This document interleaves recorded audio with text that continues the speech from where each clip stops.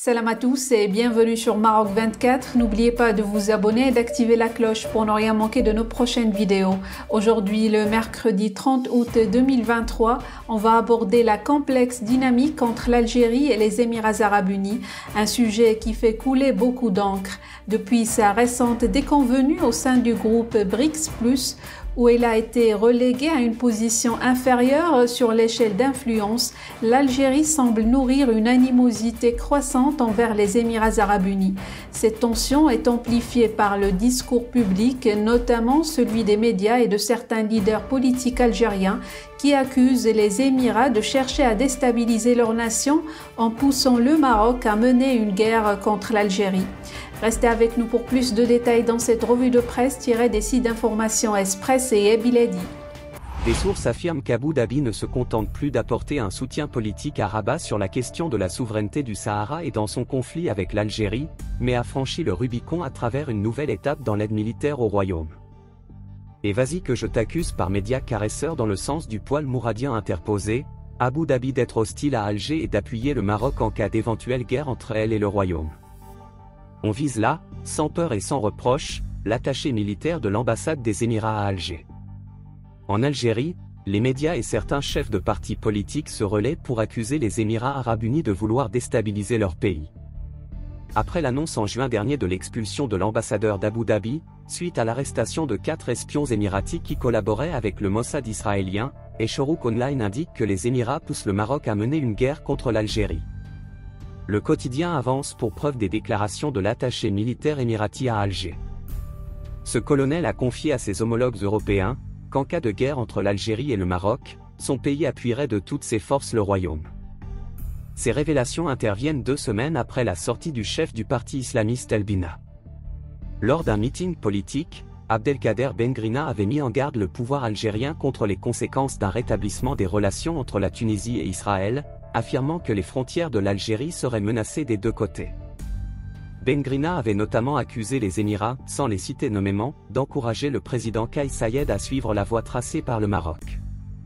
Le docteur Mohamed Issam Laroussi, professeur de relations internationales et stratégiques, a déclaré à Express « L'alliance maroco-émirati est une alliance historique, car les 2 pays entretiennent des relations historiques fortes à différents niveaux, notant que le régime algérien à travers ses médias, tente de nouer cette alliance au service d'un agenda particulier, surtout ces derniers temps. » Concernant les motivations des tentatives algériennes visant à diaboliser l'alliance stratégique entre Rabat et Abu Dhabi, Laroussi a indiqué que la partie algérienne a toujours eu des appréhensions quant à la convergence et à l'intersection des intérêts maroco-émiratis et des positions de ces 2 pays, dans le cadre d'un certain nombre de dossiers régionaux et internationaux.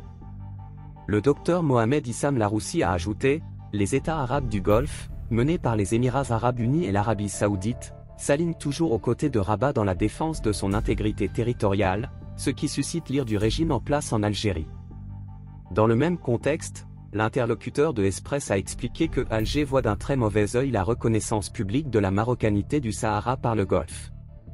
Elle est perturbée par la diplomatie publique du Golfe en faveur de la position marocaine. De son côté, Saïd Berknan, analyste politique, a affirmé que l'hostilité algérienne à l'égard des Émirats arabes unis repose sur le fait que ces derniers sont le premier pays arabe à ouvrir une représentation diplomatique sur le territoire du Sahara marocain.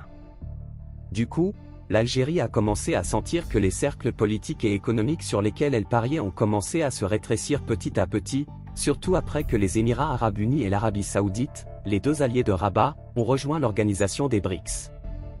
Berknan a expliqué en outre que les prises de position du régime militaire à travers ces médias dirigés ne sont qu'une réaction à l'isolement dont souffre l'Algérie, notamment au niveau africain. Berknan a souligné que les accusations algériennes contre Abu Dhabi d'introduire Israël dans la région et de promouvoir la normalisation de pays, tout en remettant en cause les relations maroco-émiraties, reflètent l'incapacité de l'Algérie à suivre le rythme de la nouvelle vision géopolitique et des nouvelles exigences économiques qui se dessinent dans la région, avec la reconnaissance de son allié russe.